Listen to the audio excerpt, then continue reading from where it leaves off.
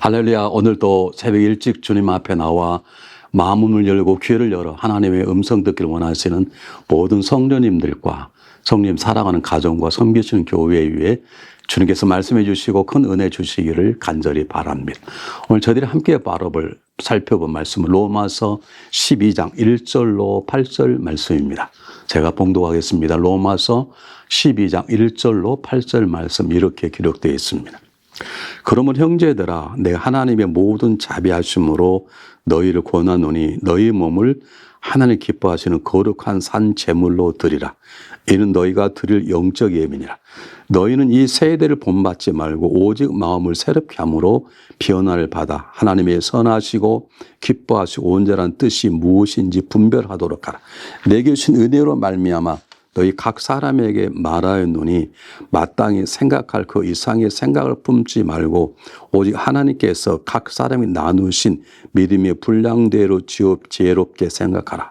우리가 한 몸에 많은 지체를 가졌으나 모든 지체가 같은 기능을 가진 것이 아니니 이와 같이 우리 많은 사람이 그리스도 안에서 한 몸이 되어 서로 지체가 되었느니라.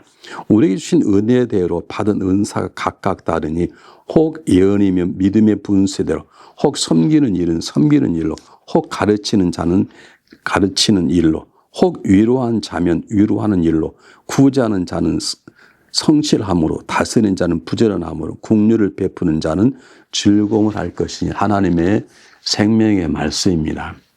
로마서 12장은 로마서 가운데 가장 아름다운 예를 들면 금관에 달린 보석 같은 존재라고 얘기하는 굉장히 귀중한 말씀입니다. 로마서가 굉장히 우리들에게 도전을 주고 우리들에게 기쁨과 감동을 주고 또 삶의 어떤 지침을 주는 말씀이죠. 대개 구원받은 사람의 삶을 얘기할 때 구원론을 얘기할 때 가장 많이 이용된 본문이 바로 로마서인데 그 로마서 가운데 12장은 전체를 말하면 구원받는 사람의 모습을 말합니다. 구원받는 사람이 어떻게 살아가는지. 그래서 로마서 12장을 잘 읽고 묵상하시면 자기 자신이 보입니다. 내가 지금 제대로 구원받고 받은 사람답게 살아가는가. 지금 로마 12장은 이렇게 구원받아라가 아니라 너희 구원받았느냐? 근데 구원받은 자는 이렇게 살아야 되느냐는 구체적인 삶의 지침을 하나님께서는 바울을 통해 우리에게 말씀해 주고 있는 것입니다.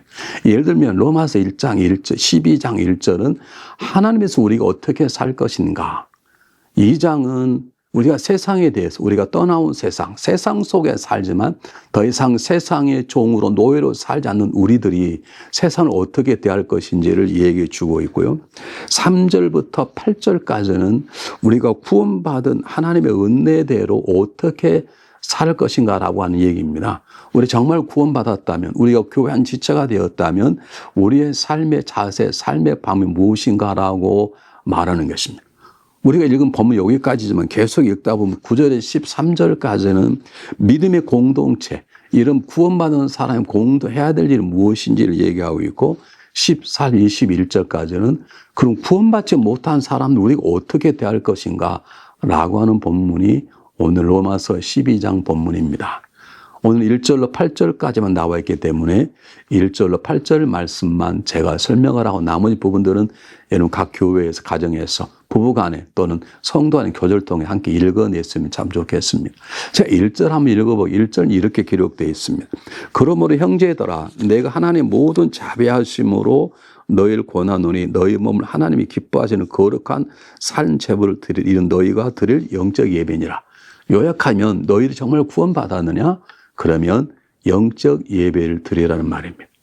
영적 예배를 드리라는 말입니다. 구원받지 않는 사람들 교회 예배 드릴 수 있습니다. 은혜 받았다고 쉽게 말은 하죠. 내 마음이 감동이 된다고 말은 하죠. 그러나 은혜 받음의 삶의 가장 중요한 것은 영적 예배, 성령을 통해서 내가 하나님을 만나 뵙고 그분을 영화롭게 하는 삶의 감동과 깨우침과 은혜를 깨닫는 삶을 살아내는 것입니다. 자, 한번 우리가 마음속에 본문의 말씀을 가지고 생각할 게 있습니다. 정말 내 삶의 가장 우선순위가 무엇인지. 로마서 12장에 아까 말씀드린 것처럼 그리스도의 새로운 생활의 모습이라고 말할 수 있는데, 그리스도인의 새로운 생활의 모습은 첫 번째 하나님을 기쁘시 하는 것입니다. 이것이 영적 예배입니다. 하나님의 영광을 위해서 살아가는 것입니다. 이게 굉장히 중요한 것입니다. 다시 말하면 우리가 삶의 현장에서 어떤 일을 할 때 그것이 나에게 얼마나 즐거움이 주고 나에게 얼마나 유익함이 있는가를 따지는 것이 아닙니다. 내가 말하고 행동하고 하는 모든 것이 하나님께 영광이 되는가? 이것이 내가 구원받은 하나님의 자녀답게 사는 것이라고 말할 수 있는가? 이것이 하나님 주신 마음이라고 말할 수 있는가? 그게 우리의 삶의 첫 번째 지침이라는 것입니다. 제가 목회하다가 한 교회 한 20년쯤 섬겼을 때 이게 저에게 가장 도전이 되었습니다. 제가 그동안은 제가 하고 싶은 설교를 많이 했습니다. 교회 주어진 상황에 맞는 설교를 했습니다. 또 보면 그 시대에 맞는 설교가 있습니다. 다른 교회와 어떤 큰 교회 흐름 속에 이번에는 이런 것이구나라는 깨달은 게 어느 날 기도하는 가운데 하나님께서 제게 이런 마음을 주셨습니다. 너는 내가 하고 싶은 말을 안 하고 왜 너가 하고 싶은 마음을 하느냐? 저는 그런 마음이 들었을 때 굉장히 스스로 충격을 받았습니다. 정말 저는 제가 하고 싶은 말을 했습니다. 이번에는 우리 교회에 어떤 말을 전할까? 어떤 말을 하면, 은혜 받았다고 말할 수 있을까? 어떤 말을 하면, 어떤 설교를 하면, 성도님께서, 목사님 오늘 도전 받았습니다. 오늘 제가 위로받았습니다. 오늘 목사님 설교가 참 좋았습니다. 그게 제 마음에 깔렸었던 것 같아요. 그래서 제가 하고 싶었던 얘기를 했습니다. 제가 하고 싶은 설교를 했습니다. 그런데 어느 날 하나님께 저에게 붙잡으시고 물었습니다. 너는 내가 하고 싶은 말을 하라. 얼마나 제가 망설이고 고민했는지 모릅니다. 왜냐하면 하나님께서 뭘 원하시는지 얼렁얼렁 말하지 않으시는 것이죠. 매주일 설교 끝나고 나면 너는 다음 주 이걸 말하라. 하나님 그렇게 저에게 말씀하지 않으시기 때문에 본문을 정하는 게 쉽지 않았습니다. 기도하다가 깨달았습니다. 그렇지. 성경은 하나님이 주신 말씀이지 하나님 우리가 읽고 살아내기를 바라는 마음이지 하는 확신을 주셨어요. 기도하는 가운데 하나님이 한 성경을 저에게 지침해 주셨습니다. 그것이 에베소서입니다. 그 다음부터는 에베소 1장, 6장까지를 제가 4년 반 동안 강해 설교를 했어요. 교회 어떤 상황에 벌어지는 관계없이 오늘 성경 본문이 주는 말씀이 무엇이고 오늘 하나님의 본문을 우리에게 말씀 무엇인지 제가 하고 싶은 얘기가 아니라 하나님께서 원하시는 얘기가 무엇인지라는 것을 제가 설교하기 시작했습니다. 이게 잘했다는 게 아닙니다. 제 목회 현장 속에서 조그마한 터닝 포인트입니다. 여러분들은 여러분 하고 싶은 일을 하고 계십니까? 여기 하고 싶은 말을 하고 있습니까? 한 번쯤 하나님 원하시는 게 무엇일까? 내가 하고 싶은 행동이 있고 하나님 원하시는 걸까? 내가 말하고 싶은 게 있는데 내가 우리 남편 아내에게 꼭 이걸 따주고 싶은 게 있는데 이걸 해야 되는 건가? 그게 하나님 원하시는 거 한번 물어보는 것인지. 오늘 성경 본문은 그리스도인의 새 생활의 첫 번째는 하나님입니다. 하나님의 주권입니다. 주인 되신 그분의 원하는 것을 먼저 행하라, 먼저 생각하라, 위해서 일하라는 것입니다. 이것은 우리의 삶을 바꾸는 가장 중요한 모습입니다. 두 번째는 2절입니다. 2절 한번 읽어보겠습니다. 넌 이 세대를 본받지 말고 마음을 새롭게 함으로 변을 받아 하나님이 선하시고 기뻐하시고 온전한 뜻이 무엇인가를 분별하더라. 세상을 본받지 말라는 거예요. 우리는 세상 속에 살아갑니다. 근데 어떻게 세상에 물들지 않을 수 있습니까? 그렇지 않습니까? 할 수 있다는 것입니다. 우리는 새로운 존재요. 우리 안에 성령님이 계시고 우리 안에 영원한 생명의 능력인 하나의 말씀이 있습니다. 그러므로 우리가 정말 하나님을 내 삶의 첫 번째로 정했다면 어떤 일을 정할 때 하나님 원하시는가라고 생각하고 행동하고 말하는 게 첫 번째라면 두 번째는 그 모든 것들을 방해하는 세상적인 풍조입니다. 세상에서 말하는 세상이 주장하는 것에 빠져 들어가지 않는 것입니다. 교회에 어떤 어려움이 있었습니다. 참 믿음 생활 잘하는 분이십니다. 제가 그분에 가서 참 어려우시죠. 저도 이해가 갑니다. 그런데 우리 하나님의 마음을 생각하면 우리 용서해 주지 않겠습니까? 용서해 주시면 그분도 새로운 변화를 얻게 될 것이고 그리고 본인도 당신도 거듭나는 모습으로 세상 사람들에게 인정받을 것이고 교회가 새로운 분위기를 바뀔 것입니다. 제 얘기를 들은 그분이 이렇게 대답했습니다. 목사님 말씀은 옳습니다. 근데 저는 그렇게 할 수 없습니다. 마음이 많이 아프다는 거죠. 그분 때문에 상처를 받아서 그렇게 못하겠다는 거예요. 하나님의 중심적인 삶을 살아야지 못하는 거와 똑같습니다. 우리는 하나님이 명령하면 명령은 살아야지 않습니까? 그러려면 세상의 생각, 세상의 판단, 세상의 기준, 내 안에 속삭이는 내 감정, 내 판단, 내 기준을 버려야 되는 것이죠. 그래서 이제는 세상에 대해 죽으라는 것입니다. 오직 하나님만 생각해보고 하나님 마음을 헤아려 보라는 일절을 다시 한번 강조하고 있는 것입니다. 오늘 하루 어떻게 살아가겠습니까? 우리는 세상 속에 살아갑니다. 세상이 유혹할 것입니다. 너 교회 목사요, 장로의 권사냐? 야, 아무도 안 보잖아. 야, 이 정도에 괜찮잖아. 이 정도 죄를 안 짓고 사는 사람 있어? 아마 그 정도는 목사도 장로도 평소에 죄를 지을걸. 아니, 하나님 그 용서해 주잖아. 다윗도 넘어졌잖아. 세상이 우리를 그렇게 유혹하면서 세상 속에서 세상과 병합하여 살아가는, 세상 속에 세상과 구별된 삶을 살아내는 우리의 발목을 붙잡으려고 애를 쓸 것입니다. 그러나 우리는 세상 속에 살지만 세상 사람과 다른 하나님의 백성입니다. 하나님의 자녀입니다. 거룩한 성령의 전입니다. 우리는 하나님의 말씀이 먼저인 것이, 하나님의 영광이 먼저인 것입니다. 내가 어떤 말을 행동했을 때 하나님이 기뻐하실까? 이것이 들은 하나님의 영광을 받으실까라고 해서 자신이 없다면 멈춰 서야 되는 것이 바로 두 번째 절에서 강조하는 것입니다. 오직 하나님의 선한 기뻐 온전한 뜻이 무엇인가를 헤아려보고 모르겠으면 기도하고 성령의 도우시를 받고 그리고 그걸 찾아서 순종하는 것이 세상 속에 살아가면서 세상의 노예로 살지 않고 세상에 굴러가지 않고 세상을 승리하는 삶의 비결인 것입니다. 세 번째는 구원받은 우리들이 어떻게 살 것인가라는 것을 잘 기록해 주고 있습니다. 그저 너희는 성령을 받았느냐? 그러면 그냥 살아라는 것이 아닙니다. 한번 잘 보십시오. 이런 지침들은 저는 한 곳에 좀 적어서 구체적으로 우리 스스로 정립할 필요가 있는데 한번 제가 읽어보겠습니다. 보시기 바랍니다. 3절에 내게 주신 은혜에 말미암아 너희 각 사람에게 말하노니 마땅히 생각을 그 이상의 생각을 품지 말고 오직 하나님께서 각 사람에 낳으신 믿음의 분량대로 지혜롭게 생각하라. 하나님 우리 주신 분량이 있다는 것이죠. 하나님 우리 사명이 있다는 것이죠. 거기에 순종하라는 것이죠. 그러니까 우리 물어야 되는 거예요. 하나님 제게 주신 사명이 무엇입니까? 제게 주신 분량이 무엇입니까? 한 번쯤 우리의 마음속에 진정한 고민, 기도거리가 되어야 되는 것이죠. 그 다음 한번 읽어보겠습니다. 우리 한 몸에 많은 지체를 가졌으나 모든 지체가 같은 기능을 가진 것이 아니니 이와 같이 우리 많은 사람이 그리스도 안에 한 몸이 되어 서로 지체가 되었느니라.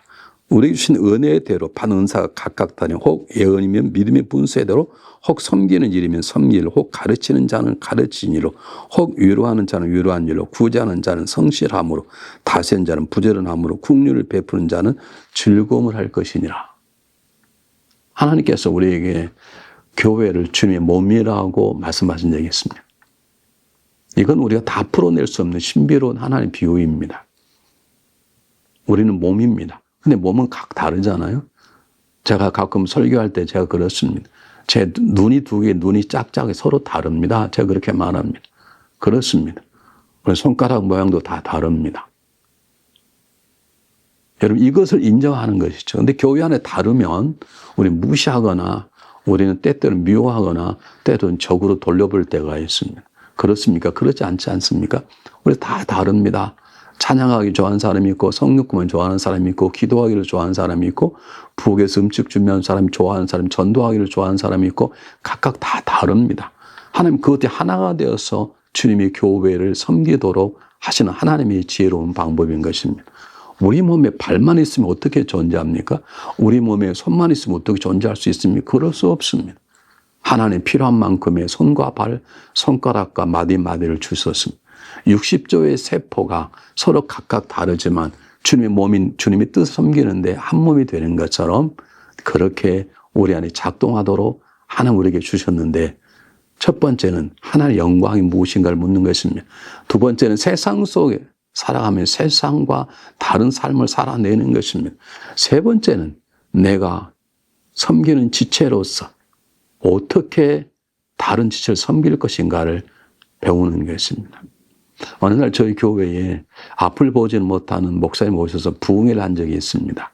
그분이 처음부터 봉사가 아니라 목회를 잘 하시다가 어느 날 나이 40대 병이 걸려서 눈을 보지 못하게 되었습니다. 그분이 이렇게 말씀하셨습니다. 제일 어려운 게 뭐냐면 다리가 없는 것도 아니고 손발이 없는 것이 아니라 앞을 보지 못하는 게 제일 어렵다는 것이었습니다. 우리 자세를 경험하지 않는 사람은 잘 모르죠. 제가 그분에게 물었으면 식사하면서 목사님 앞을 보지 못하면 그건 뭐가 문제입니까? 앞을 보지 못하기 때문에 모든 것들이 분비되지 않는다는 것이죠. 내 옆 사람이 안 보이고 피할 것이 안 보이고 내가 품어야 될 것이 안 보인다는 것입니다. 여러분 우리는 지체입니다. 하나님의 한 몸을 이루는 지체입니다.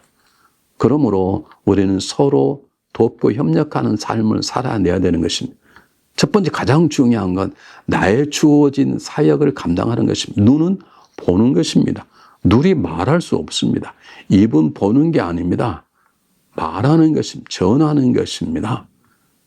귀는 듣는 것입니다. 발은 걷는 것입니다. 손은 짚거나 뭘 할 때 쓰는 것입니다. 이것이 하나가 되어서 우리는 건강한 육체를 가지고 있는 살아가는 성도가 되는 것처럼 우리 맡겨진 각각 사역들이 있습니다. 그 사역, 그 은사를 우리 감사하게 생각하고 잘 섬기면서 서로 하나 되는 삶의 역사가 있어야 될 줄 믿습니다. 우리 고등학교 때 1년에 한 번씩 체육대회를 하는데 체육대회 할 때 가장 마지막 장면이 뭐냐면 서로 7명이 서로 어깨동무를 하고 달리기 하는 것입니다. 7명이 어깨동무하고 달리는 쉽지 않습니다. 잘 달린다 되는 게 아닙니다. 어떻게 하면 7명이 한 보조를 마치고 똑같은 보폭으로 함께 뛰느냐에 달려있는 것이죠. 교회는 그와 같은 것입니다. 나만 잘한다고 되는 것이 아닙니다.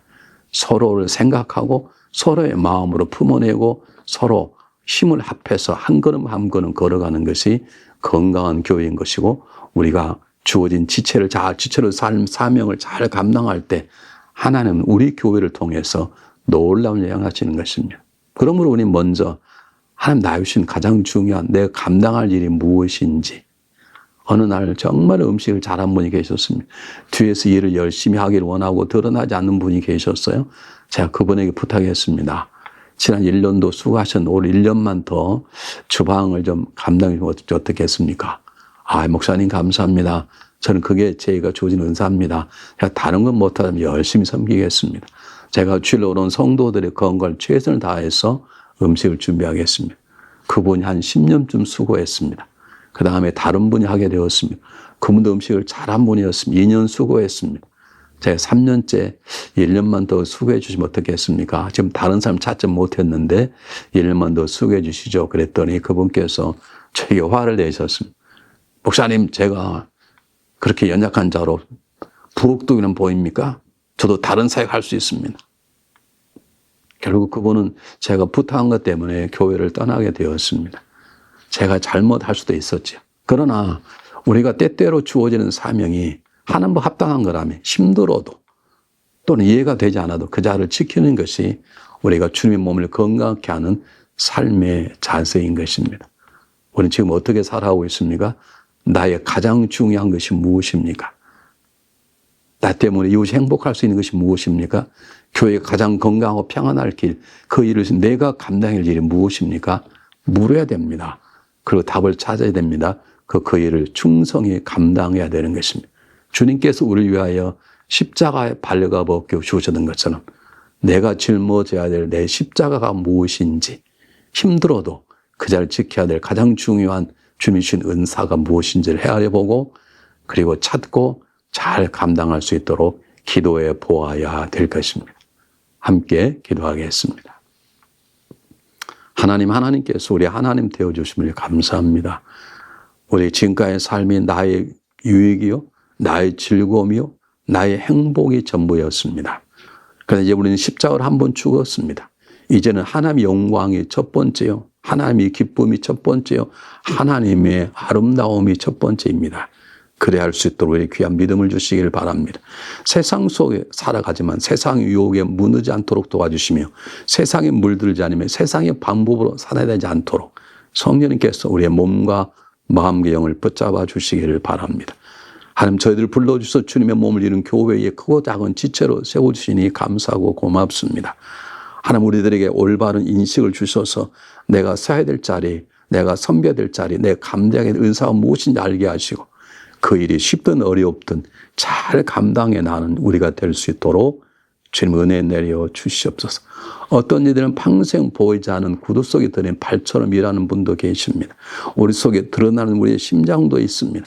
모든 것들이 보이지 않지만 중요한 것처럼 보이는 모든 지체와 더불어 함께 섬길 수 있도록 건강한 가정, 건강한 교회가 될 수 있도록 우리 한 분 한 분을, 한 지체들을 하나님이 복을 주시고 은혜 내려 주시옵소서.